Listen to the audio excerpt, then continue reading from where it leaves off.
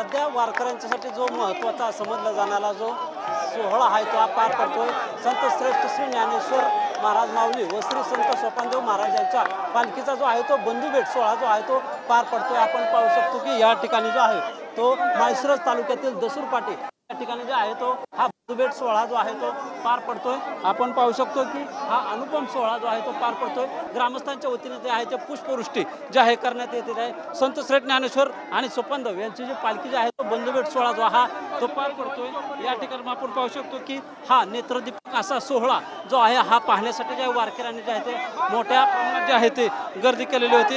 यावेळी भेटी दरम्यान जे आहे ते संतांचे रथ दोन्ही एकमेकांना भेटतात। आपण पाहू शकतो की दोन्ही रथ जे आहेत ते एकमेकांना भेटण्यासाठी जे आहेत ते जवळ आले ते आणि हा अनुपम हा सोहळा जो आहे तो पाहण्यासाठी जे आहे तो वारकरी जे आहेत ते हा सकाळपासून जे आहे गर्दी केली होती। यामध्ये जे आहे ते प्रशासन असेल ग्रामस्थांच्या वतीने जे आहे ते हे जे आहे ते पुष्पवृष्टी होते। यावेळी सुरुवातीला जे आहे ते संत ज्ञानेश्वर महाराजांची पालखी जे आहे ते अगोदर येऊन थांबते। त्यानंतर ते संत सोपान काका महाराज जे आहेत ते नंतर पाठीमागून आल्यानंतर जे आहे तो हा जो आहे तो भेट होत आहे।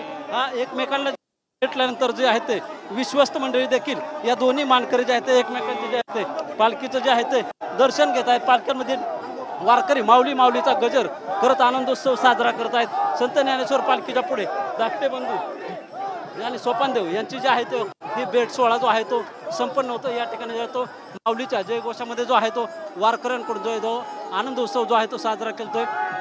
गजरामध्ये जे आहे हा जो सोहळा पार पडतो। कॅमेरामन विकी चव्हाणसह शीतलकुमार मोठे, TV9 मराठी, माळशिरस, सोलापूर।